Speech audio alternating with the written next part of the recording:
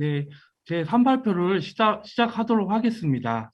네, 제 3발표는 한국학중앙연구원에 계시는 조현범 선생님께서 수남 안정복의 기록에 나타난 한국 교회사의 초기 상황이라는 주제로 발표를 시작하겠습니다. 네, 발표 시작해 주십시오. 네, 반갑습니다. 조현범이라고 합니다. 오늘 장시간 앉아 계셔서 많이 힘드실 텐데요. 제가 간단히 줄여서 발표를 하도록 하겠습니다. 먼저 이 발표를 허락해 주셔서 교회사연구소 측에 감사드립니다. 그리고 서정태 선생님, 그리고 윤선자 선생님, 제가 늘 배웠던 많은 선생님들께서 와 계셔 주셔서 감사합니다. 이 발표는 좀 주제 넘은 발표가 되겠습니다. 왜냐하면 저는 아시다시피 불어 사료를 좀 전공으로 많이 다루고 있는 사람입니다. 그래서 한문 사료에는 제가 좀 까막눈입니다, 사실상. 근데 어쩌다가 중요한 사료를 다른 분을 도움을 얻어가지고 좀 보게 됐습니다. 그래서 여러분들하고 이 사료에 대해서 좀 공유하고 이 타당한지, 이 사료를 이렇게 해석하는 것이 타당한지 이런 걸 좀 검토를 받기 위해서 이 발표를 좀 요청을 드렸습니다. 그래서 논평자 선생님께서 좀 잘 지적해 주실 거라고 생각을 합니다. 그러면 이 PPT가 준비되어 있기 때문에 빠른 속도로 PPT를 가지고 말씀을 드리겠습니다.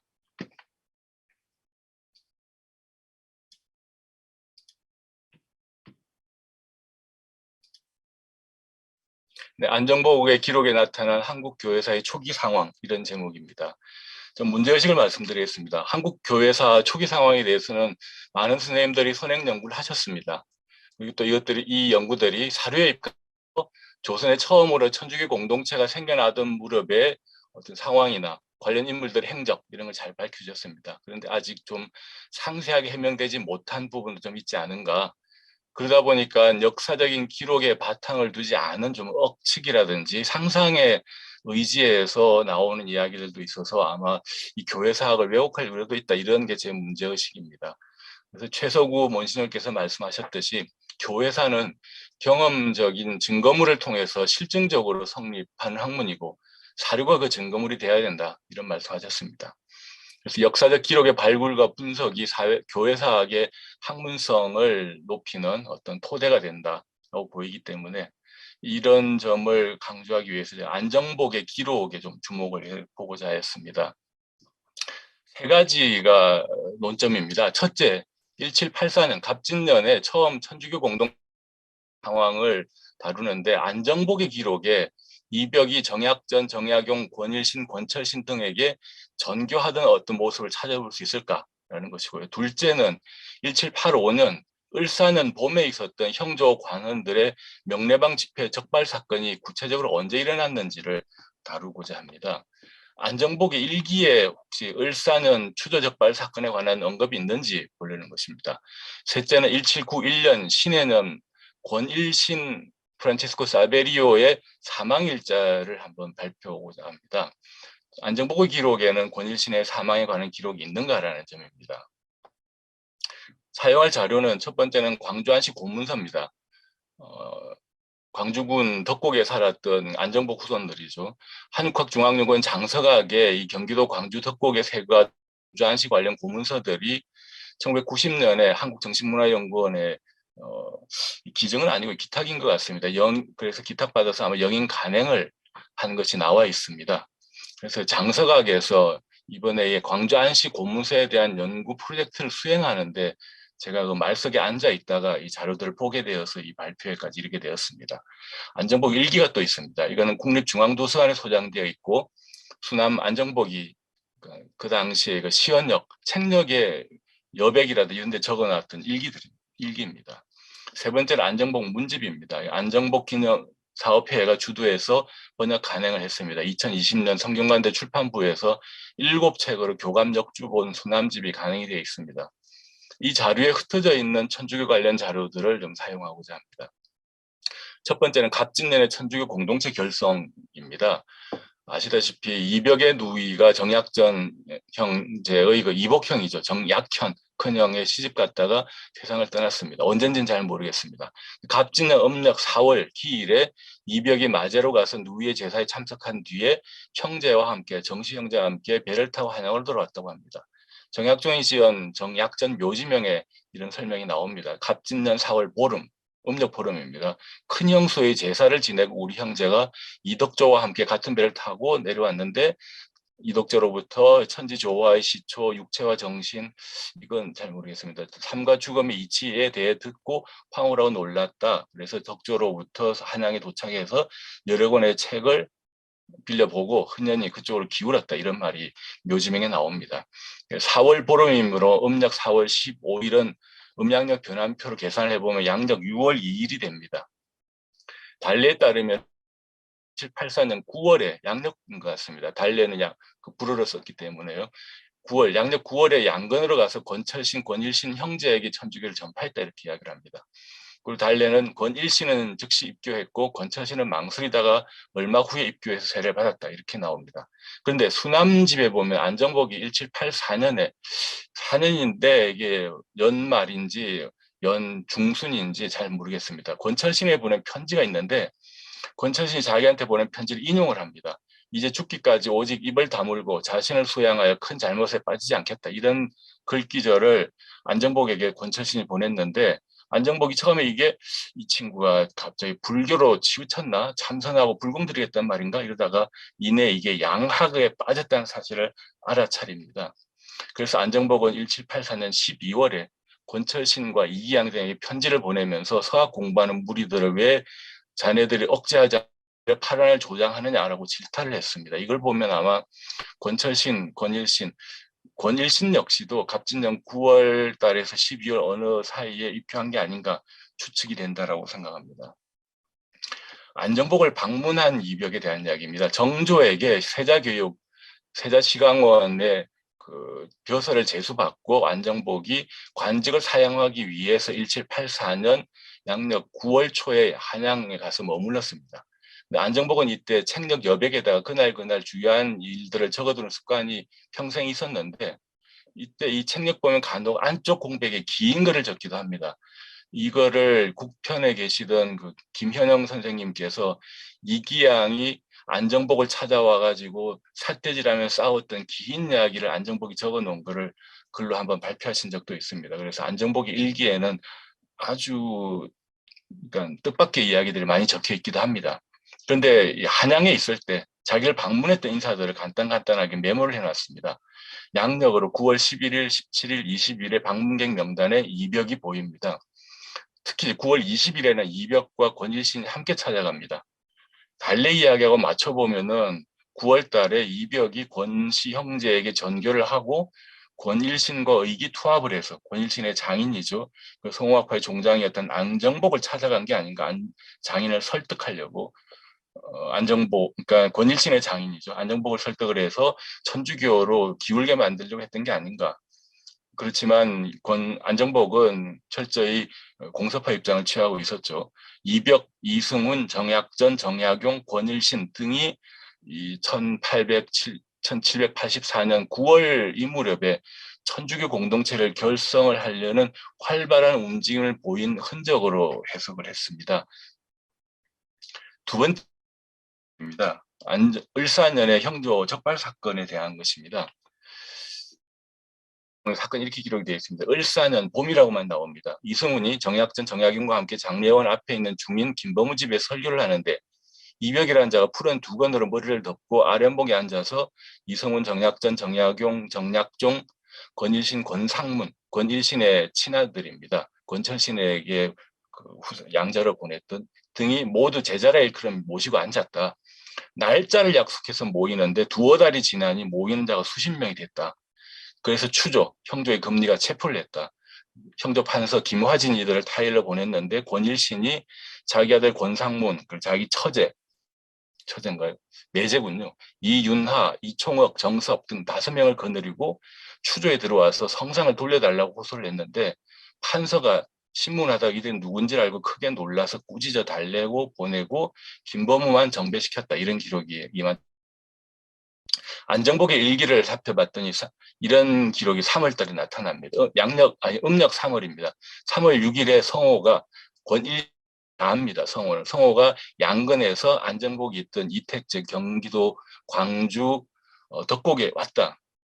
그러니까 이 성호는 당시에 양근에 있었고요. 양근에서 광주를 거쳐서 한양으로 들어가는 길이었던 것 같습니다. 그래서 이게 음양력 환산표에 따르면 양력 4월 14일 목요일이 됩니다. 그리고 3월 7일은 양력을 4월 15일 금요일이 됩니다. 그리고 3월 8일에 성호가 서울에 들어갔다. 양력 4월 16일 되고 토요일이 됩니다. 그러니까 권일신이 서울로 떠날 그 다음 날이 바로 양력 4월 17일 주일이 됩니다. 그리고 이것이 양력으로 환산하면 4월 17일이고요. 이의 전례력으로 보면은 춘분이 3월 21일이었습니다. 그리고 3월 25일이 음력 보름이었습니다. 그리고 3월 27일이 그러니까 춘분 후 만월 후 보름, 춘분 후 보름 후 주일이 3월 27일이 부활 대축일이었습니다. 따라서 4월 17일은 부활 후 제3주일이 되는 날이었던 겁니다. 이날 성호가 들어가는 다음 날이었습니다. 그리고 나서 나흘 뒤에 안정복이 기록을 합니다. 천악 옥사가 일어났다. 근데 이게 어떤 일로 중지됐다. 형조판서 김화진이 담당한다고 한다. 이런 말이 적혀 있습니다. 이걸로 봐서는 3월 9일에 양력 4월 17일에 추조의 금리들이 명례방의 김범우 집을 덮친 게 아닌가 추정이 됩니다. 근데 이거를 성경직회 제1권 서두에 보면은 주일의 의미를 간단히 설명하고 난 뒤에 이날이 시언약의 역법으로 따지면 방허묘성의 날짜라고 말을 합니다. 그래서 방허묘성은 28수 가운데 7의 배수로 나열된 날입니다. 주일과 정확하게 일치합니다. 시헌 역사에는 항상 28수가 적혀 있게 되어 있습니다. 따라서 말하자면 그레고리오 역법으로 계산한 주일하고 시헌역 역사에 표기된 방허묘성의 날이 같다는 것입니다. 그래서 시헌 역사만 갖고 있어도 주일이 어느 날인지를 알 수가 있는 겁니다. 이런 이유로 중국과 조선의 교우들이 첨례표가 없어도 시헌역의 역사만으로도 주일 계산에 지킬 수 있었다고 하겠습니다. 홍유환까지 그랬는지 잘 모르겠습니다. 명례방 김범우 집에서 공동체 모임을 열었던 사람들이 날짜를 약속해서 모이던 바로 주일이었을 것이고 아마 3월 27일 부활 대축일에 사람들이 많이 모였고 그 이후 3주 동안 계속 모이니까 추조의 금리들이 이상하게 생각해서 덮친 게 아닌가 생각이 됩니다. 자, 이것이 안정복 일기에 나와 있는 겁니다. 좌측의 일기에서 보시면은 붓으로 쓴 글자가 있습니다. 그중에 다섯째 줄, 하나, 둘, 셋, 넷, 다섯째 줄에 밑에 여기가 성호자 양근래, 성호가 양근에서 왔다 됩니다. 그 두 번째, 그 다음에 가서 밑에 보시면 성호하고 원대라는 사람이 입경, 한양에 들어갔다. 이렇게 나옵니다. 그리고 나서 이 날이, 그 다음 날이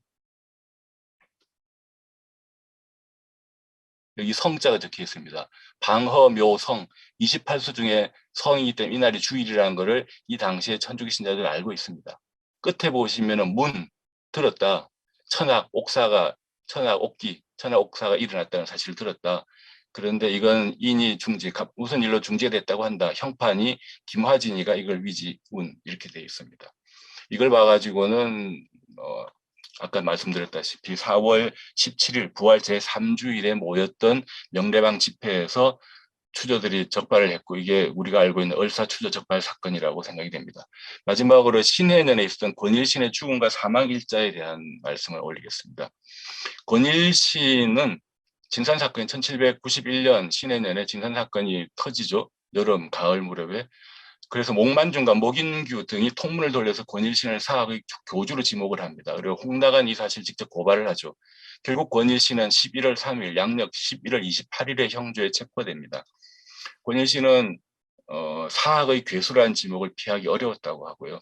그래서 고문을 받은 뒤에 제주도 위리 안치의 판결을 받았다가 예산으로 유배지가 변경이 됐다고 합니다. 이 과정에 대한 이야기들은 다른 또 연구가 있습니다. 배교하는 말을 약간 내비쳤기 때문에 유배지를 가까운 데로 옮겼다는 이야기도 있긴 합니다만 이건 정확하게 논증 못하겠습니다. 저희 입장에서는 아직. 어쨌든 유배를 떠나기 직전 또는 떠난 직후에 후유증으로 사망하였다고 되어 있습니다. 권일신의 매제였던 이윤하의 집에서 사망했다는 주장은 다블리주교의 비만기에 나옵니다. 그런데 사망 일자가 정확하게 분명하게 알려져 있지 않았습니다. 그런데 장인이었던 안정복은 신해는 7월 20일 양력 8월 19일에 이미 사망을 했습니다. 그리고 안정복이 사망한 후에 그해 책력의 나머지 날짜는 손자였던 안철중이 집안 대소사에 관한 이야기들을 조벌 대신에 적었습니다. 여기에 보면 안철중이 적은 거에 보면 11월 29일에 양근 사람이 서울에서 왔다. 그 사람한테 들었더니 고모부상 안철중에게 안정복의 딸이 권일신에게 시집을 갔습니다. 그러니까 안철중에게는 안정복의 딸이 고모가 됩니다. 고모부는 권일신이 되는 거죠. 고모부 상이 24일에 났다고 한다. 매우 놀랐다. 경악 이렇게 적었습니다. 이 날짜를 음양력 대조표로 확인해 보면 양력 12월 19일이 됩니다. 그리고 그 뒤에 12월 1일자 일기에는 섬에 나가 양근에 상여 나가는 걸 기다렸지만 미치지 못하고 돌아왔다. 저녁에 표형, 권상문, 권일신의 친아들입니다. 권철신의 양자로 간 여기를 지나가기 위해 조문을 하였다. 이렇게 나옵니다. 따라서 권일신은 1791년 12월 19일에 사망한 것으로 안정복 일기를 통해서 추측이 가능합니다. 권일신의 발인과 매장에 관해서 아주 좀 부족한 면이 부정확한 면이 있습니다. 좀 더 연구를 해야 될 거라고 생각을 합니다. 이거는 이제 안정복 일기의 권일신 사망 일자에 대한 겁니다. 좌측 일기의 마지막 줄에 나와 있습니다. 양근 사람, 자경래, 한양에서 왔는데 고모부 상사가 추러 24일 고모부, 권일신의 그 초상이 24일에 났다는 이야기를 한양에서 오는 양근 사람한테 들었다. 엄청 놀랐다. 그리고 이 다음 장이 바로 12월 첫째 날인데요. 여기 보시면 첫째 줄에 석교점까지 가서 대양근 상행, 양근에서 그 발인한 상여를 기다렸는데 이르지 못해서 돌아왔다. 저녁에 표형, 권상문이 과차, 이 여길 지나가길 때문에 가서 조문을 했다. 이렇게 나옵니다. 그래서 이걸 가지고 추측을 해봤습니다. 마무리하겠습니다. 한국 천주교 역사의 초기 인물에 관해서는 해명되지 못한 부분이 아직 많이 남아 있습니다. 그러다 보니까 우리가 순교적 현황에 과도한 열정으로 역사적 사실을 왜곡하는 일들도 좀 종종 발생하기도 합니다. 그래서 역사적 인물이나 집단 사건을 연구할 때는 시간, 공간, 인간에 관련된 기초적인 사실들을 문헌을 통해 밝히는 것에서 출발해야 한다고 봅니다. 그래야만 교회사학도 학문적으로 인정받을 수 있고요. 이미 국내의 한문사를 밝은 많은 교회사 연구자들이 더 많은 사를 발굴해서 학계 소개하고 있습니다. 저는 그 중에서 선학들이 정리한 자료 중에서 한국 귀퉁이에서 한국 교회사와 관련된 기초 사실들을 되짚어 볼 만한 의의를 지니는 사를 발견해서 보고 드리는 것입니다. 네, 감사합니다. 여기서 저희 발표는 마치도록 하겠습니다. 네, 선생님 감사합니다. 네, 들으셨던 것처럼 조윤범 선생님께서는 초기 한국 교회사 연구에 잘 소개되지 않았던 안정복 일기 등을 통해 명례방 사건, 그리고 권일신 순교 일자 등을 실증적으로 살펴보셨습니다. 이에 대해서는 해미국제성지 신학문화연구원의 서종태 선생님께서 토론을 해주시겠습니다.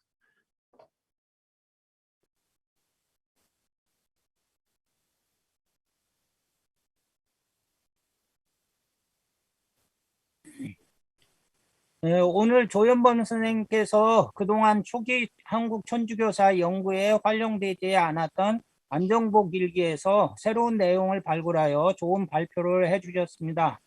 저도 옛날 석사학위 논문을 쓸 때 안정복에 관한 자료를 수집하면서 한국학중앙연구원에서 안정복 일기를 프린트하여 본 적이 있습니다. 그러나 초서로 쓰여 있고 또한 책력기에 기록하여 판독하기 어려운 데다 안정복 자손들의 기록이 들어있고 아울러 사상에 관한 내용이 아니라서 저는 그때 주목을 안 했습니다. 그런데 오늘 조 선생님께서 그 자료를 가지고 초기 한국 천주교회에 관한 몇 가지 중요한 사실을 새롭게 밝혀주셨습니다. 그러한 점에서 오늘 조 선생님께서 발표해 주신 논문은 연구사적으로 의미가 매우 크다고 하겠습니다.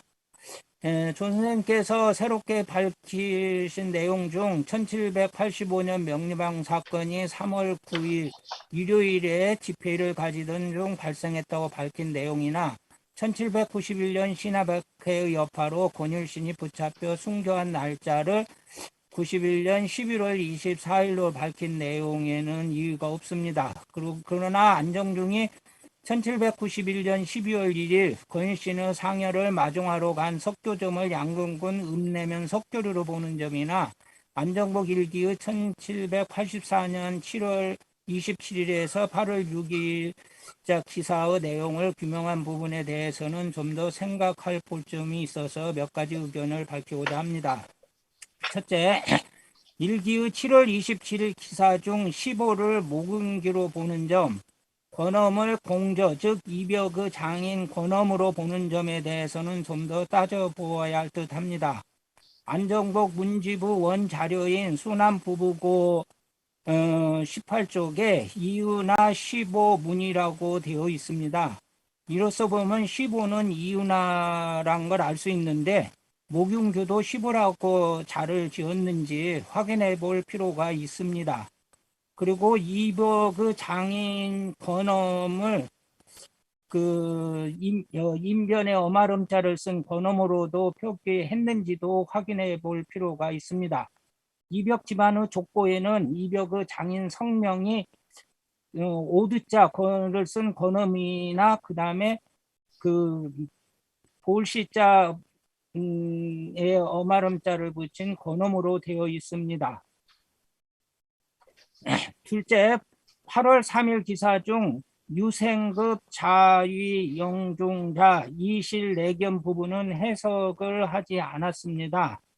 그런데 그 부분을 그런데 영중은 이형중, 즉 이세권의 자인 것 같아요. 이형중으로 되어 이므로 유생 및 자유이, 이형중의 자와 이실, 즉 이형중의 아내가 내연했다. 그러니까 찾아왔다, 이렇게 해석할 수 있을 듯합니다. 수남 부부고 학원 508쪽과 509쪽에 답 2의 형중과 별지 문목이 실려 있고 번역본 수남집 6권 성대 출판에서 간행된 거죠. 71쪽과 81쪽에는 별지 문목과 답 이형준 문목 두 편만 실려 있습니다. 편지는 거기에 빠져 있더라고요. 그 다음에 셋째, 8월 6일자 기사 중 덕조, 성호, 정군 범내는 덕조, 성호, 정군 범, 즉 정범군이라고 할 수 있겠죠. 정군 범이 왔다라고 보아야 하지 않을까 하는 생각이 드는데, 정범내라는 사람이 있는지요, 그 성명을 정범으로 볼지 정군내로 볼지는 더 연구해 보아야 할 듯합니다. 셋째, 7월 27일, 8월 3일, 8월 6일 각 기사에 나오는 사람들은 다 함께 찾아온 사람들이 아니라 시차를 두고 따로따로 하루 동안 찾아온 사람들을 차례로 기록해 놓은 것으로 보아야 하지 않을까 합니다.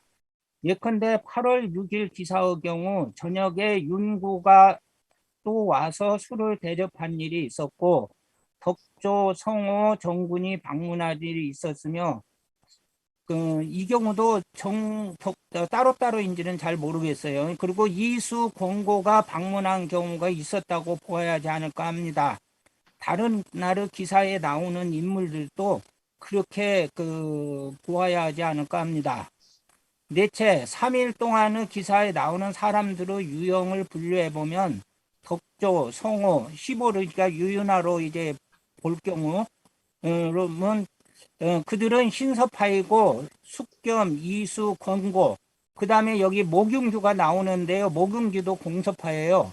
1791년 신해박해 때 진사 목윤교가 여러 유생들에게 통문을 띄웠는데 그 글이 바로 이만채 벽이편에 번역본에 실려 있습니다.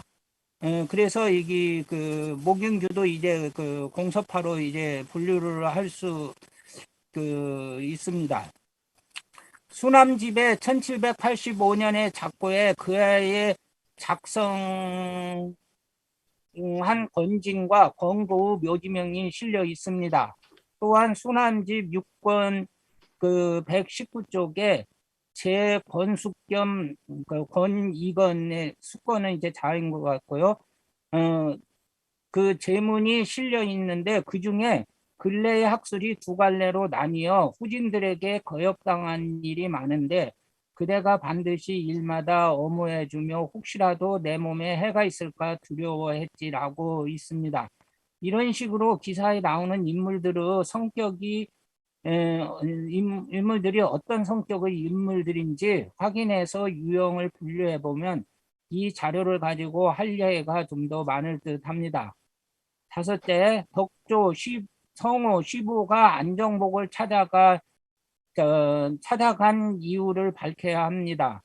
이와 관련해서는 당시 안정복의 이상을 고려해야 할 듯합니다.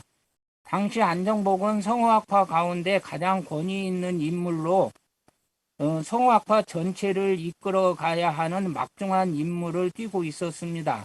이미 스승인 성호도 죽고 그 고제자들 가운데 신우담, 윤동주, 이병유 등도 모두 세상을 떠나고 없었습니다. 당시 성호학파를 대표할 수 있는 사람은 안정복밖에 없었습니다. 신서파의 입장에서는 성호학파 내에 천주교를 안착시키려면 안정복의 지지나 영향력이 절대적으로 필요했다고 생각이 됩니다. 덕조 성호시보가 안정복을 빈번하게 찾아간 것은 그를 입기시키려는 노력의 일환이었다고 생각합니다. 당시 권일신 등은 안정복을 입교시키려고 부단히 노력했습니다. 이와 관련해서는 다음의 기록을 참고할 수 있습니다. 이 편지는 부부고에도 실려있고 이만재 벽이표도 실려 있는데요. 벽이편에는 부부고의 그 뒷부분 내용을 일부 빼고 다른 내용을 거기다 덧붙여 놨습니다. 그래서 근데 이제 해당된 부분은 두 책에 실린 내용이 같습니다. 읽어보면은 그대의 편지 가운데 책상 아래에 김수희준 선생은 이걸 몰래로 해석했거든요. 근데 저는 책상 아래에서라고 해석하는 게 낫지 않을까 생각합니다. 책상 아래에서 힘써 행한다는 말은 누가 전한 것이 아닌가. 그러니까 몰래로 해석하면 안정복 혼자서 이제 서학서를 본 이야기가 되고요. 책상 아래에서 오면은 안정복과 제자들이 천주교를 힘써 행한다는 내용이 되거든요. 그래서 저는 저같이 해석해야 뜻이 제대로 전달되지 않을까 생각이 됩니다. 나의 성품이 어둡고 용렬하여 분발하여 용기 내는 기회가 없네. 애초에 배워 익힌 것을 이주로 힘써 옛 학설을 지키니 비록 걸음걸이를 고치고자 하나 이미 달아빠진 낙이 발자국의 신세이니 어찌 하겠는가. 저번에 성호가 이 학문을 힘써 권하였지만 내 귓전을 스치는 바람처럼 들었네. 또 편지를 보내 권하기를 이 학문은 참되고 참되며 실하고 실하여 천하의 큰 근본과 통달한 도가 오로지 여기에 있습니다. 라고 했네. 옛 성인의 말씀에 비록 아침에 도를 들으면 저녁에 죽어도 좋다라고 한 교훈이 있지만 이 학문의 경우는 80세 노인이 따라 익힐 수 있는 것이 아니네. 공이 생각해도 민망할 따름이네. 이렇게 되어 있습니다. 이것으로 보면은 여러 차례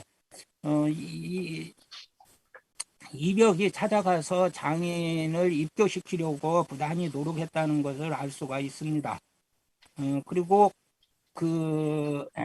이벽과 이제 권일신이 그랬죠. 그러니까 이벽과 권일신이 이게 찾아간 건 이런 일이 아니었는가 그런 생각이 드는 것이죠. 그 다음에 여섯째, 숙겸, 이수, 권고, 그 다음에 목윤교 등이 안정복을 방문한 이유도 밝혀야 합니다. 안정복이 1784년 11월 14일 이전에 천왕문을 저술할 때 건진, 건고, 김원성, 조신행, 황덕길, 황덕일, 숙겸 등은 천주교에 휩쓸리지 않고 스승 안정복의 천주교 비판을 지지하면서 신서파의 동향을 파악해 안정복에 알려주기도 하고 자료를 찾아서 안정복에 제공하기도 했던 인물들로 생각이 됩니다. 다시 말해서 그들은 안정복 문화에 드나들면서 1784년 11월 14일 이전부터 1785년 3월까지 천학설문, 천학고, 천학홍문 등을 저술하도록 도왔던 인물들로 파악이 됩니다. 일곱째, 조선생님께서는 권철신이 1784년 9월부터 12월 사이에 천주교 신자가 되었다고 주장하셨습니다. 그러나 안정복이 1784년 11월 22일, 12월 3일, 12월 14일 권철씨에게 보낸 세 통의 편지에 보면은 권철씨는 답장하면서도 천주교에 대해서는 한마디도 언급을 하지 않았습니다. 이러한 사실은 안정복이 권철신에게 보낸 편지에서 그런 점에 대해서 몹시 불평했던 점으로 보아 알 수 있습니다. 안정복은 소문을 바탕으로 권철신이 천주교를 믿는 것으로 단정을 했습니다. 그러나 권철신은 1801년 신문을 받을 때 이벽이 자기 집을 방문했을 때 당시가 아니라 한참 뒤에야 천주교를 믿게 되었고 1791년 시내박해 이후는 믿지 않았다고 진술했습니다. 이러한 안정복의 편지 등 추측서 근거만을 가지고 권철신이 1784년 9월부터 12월 사이에 천주교 신자가 되었다고 주장하는 것은 무리가 있지 않을까 합니다. 여덟째, 안정복이 1791년 12월 1일 권철신의 상여를 마중하러 간 석교점을 양근군 읍내면 석교리로 보면서 권일신의 시신이 처음부터 양자산 효자봉 기슭에 묻히지 않았고 다른 곳에 묻혔다. 나중에 이장됐을 가능성을 제기하셨습니다. 그러나 안정중이 마중하러 간 석교점을 양근 읍내면 석교리로 본 것은 무리가 있지 않을까 합니다. 안정복 일기에 보면 안정중은 서울에서 죽은 권인신의 시신을 양근으로 옮겨 매장할 때 그 길목에서 기다리고 있다 오지 않으니까 집으로 돌아갔다가 저녁에 권상문이 그곳을 지나갔기 때문에 가서 조문했다고 되어 있습니다. 달자는 이르지 않았다는 뜻이기 때문에 이렇게 봐야 되지 않을까 생각합니다. 서울에서 권일신의 시신을 고향 양근 감옥, 즉 한강포로 옮기는 노선은 배를 이용해 북한강을 따라가는 길과 육로를 이용해 오늘날 삼봉국도 쪽으로 가는 길이 있습니다. 안정중이 권일신의 시신 운구를 기다리는 길목은 안정복이 살던 이택제에서 가까운 삼봉국도 길목이거나 광주 도미진 나루터 근처로 보아야 하지 않을까 합니다. 양근 읍내면까지 갈 이유가 없다고 생각을 합니다. 따라서 석교점은 양근 읍내면 석교리가 아니라 이택제에서 가까운 곳에서 찾아야 할 듯합니다. 그리고 당신은 권철신 집안에서 권일신의 시신을 타다가 선산에 안장하는데 아무런 문제가 없다고 생각되기 때문에 처음부터 효자봉 기슭에 있는 아버지 권암 산소 옆에 매장했다고 보는 것이 옳다고 생각이 됩니다. 그리고 토론문을 준비하면서 부부고를 자료를 좀 더 이렇게 들여다보다가 안정복이 권철신이 살던 집을 감호라고 이제 했는데 바로 그곳이 어디냐면은 한강포, 한포라고 한강포라고 했는데 이때 이제 권엄이 그 집을 감호라고 이제 했다고 한 기록이 나오거든요. 그래서 천지남 측에서 권철신의 집을 양근 읍사무소 자리라고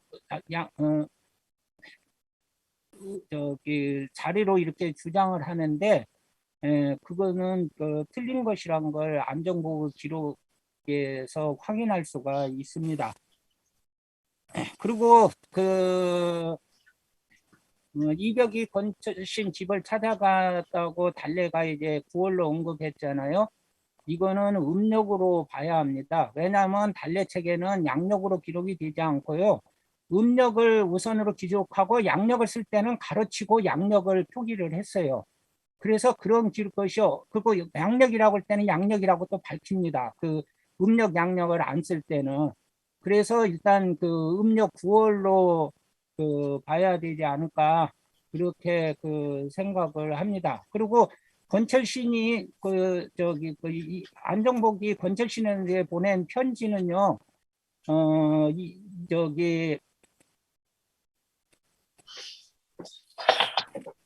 후보고에 보면은 달과 날짜가 표기가 되어 있어요.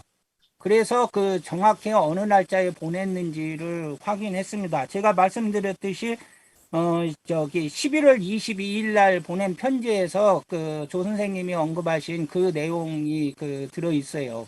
그리고 건철신호고 안전보고고 학문에 대한 토론을 이제 안전복이 이제 그만하자고 선언을 하거든요. 그것이 바로 1782년입니다. 건철신이 계속 양무양이다. 그 다음에 또 여러 경전에 관한 설을 이제 다 비판하면서 또 얘도 주자가래를 이제 다 버리거든요. 그러면서 이제 권철신이 주자학에서 이제 벗어나 논의를 자꾸 하니까 안정복이 이제 학문에 관한은 더 이상 논의를 그만하자. 그래가지고 학문에 대한 논의를 그만하자고 1782년에 이제 선언을 이제 하게 됩니다. 그래서 그런 것을 보면은 이제 천주교는 이제 1784년 이후에 이제 안정복이랑 이제 논의가 되는 것이거든요. 예, 이상으로 마치겠습니다. 네, 선생님 감사합니다. 네, 소수 선생님께서 한문 해석 그리고 건철신의 입교 시기 그리고 권일신의 매장지 문제 등에 대해서 대략 한 8가지 질문을 하셨습니다. 이에 대해서 조은범 선생님께서 답변 부탁드립니다. 네, 말씀드리겠습니다. 모두에 말씀드렸지만 제가 이 한문사료에 관해서 자립한 연구자가 아니기 때문에 다른 분이 해놓으신 작업을 바탕으로 연구를 하다 했습니다.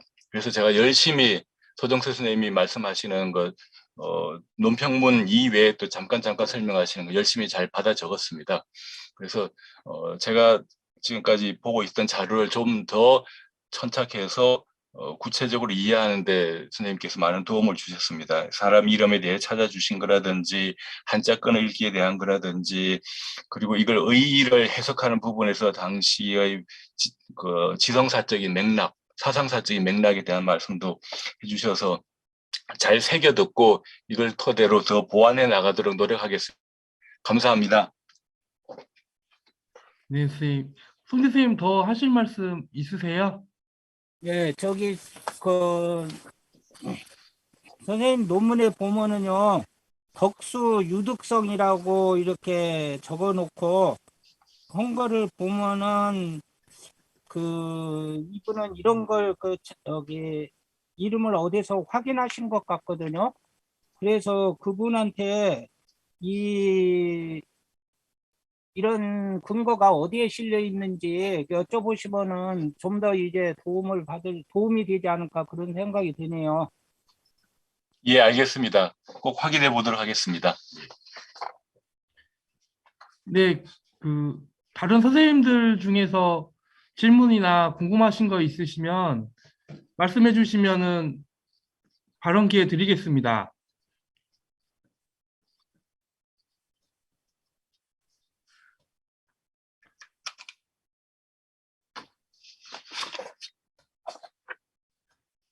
이성원 선생님, 말씀 없으세요? 예, 없습니다. 네. 없습니다. 네, 선생님. 예. 조현범 선생님 또 하실 말씀 있으신지? 아니요, 없습니다. 그래요? 윤선자 선생님 뭐 하실 말씀 없으세요?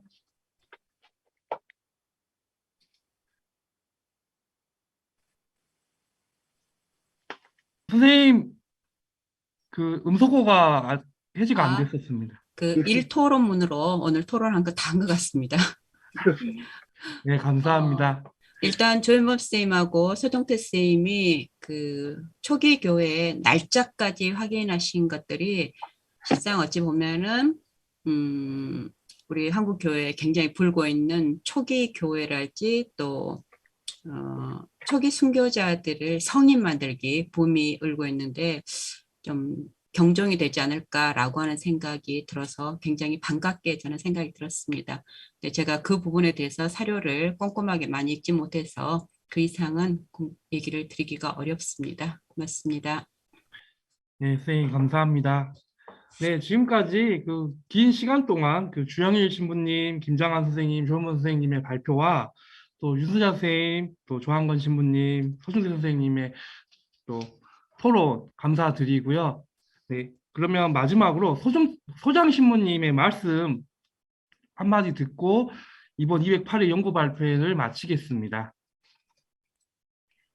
장시간 함께 해주셔서 너무 감사드리고요. 제가 시작 기도를 빠뜨렸는데 마침 기도를 이렇게 할게요. 오늘 이게 발표 순서가 원래는 거꾸로 되면 시기별로 딱 맞고 좋았겠다라는 생각이 드는데 섭외할 때 우리 연구자 섭외할 때 선생님들이 어떻게 시간적으로 그렇게 섭외가 되는 바람에 순서가 그렇게 됐고요. 특히 늦게 조현범 선생님 좋은 자료 발굴해 주셔서 또 연구소에 가장 먼저 소개시켜 주셔서 우리 또 이번 올해 첫 번째 연구 발표회가 한창 또 업그레이드 된 것 같고요. 우리 이번에 발표해 주신 우리 김장한 선생님 또 조영애 신부님 또 멀리서 광주에서 여기 연구소 와서 발표해 주셨고요. 너무 감사드립니다. 토론해 주신 윤선자 선생님, 서준태 선생님 너무 감사드리고 이석원 선생님 도움 말씀 추가로 해주셔서 너무 감사드립니다.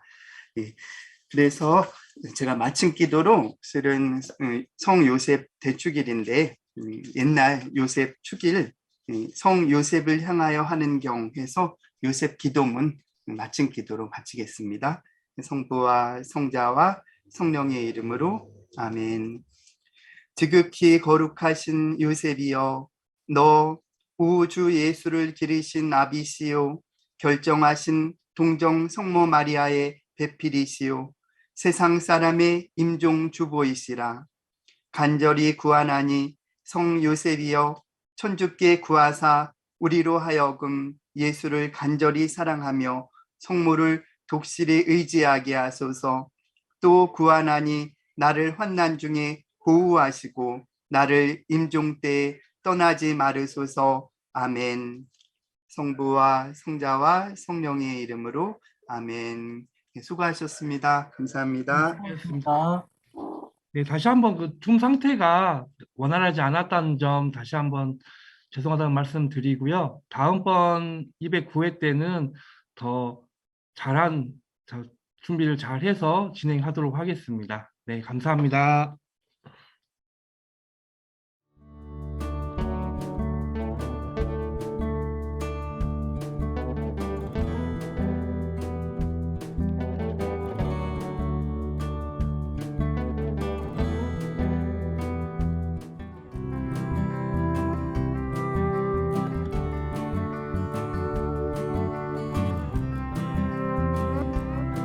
연구소 후원회에 대한 안내입니다.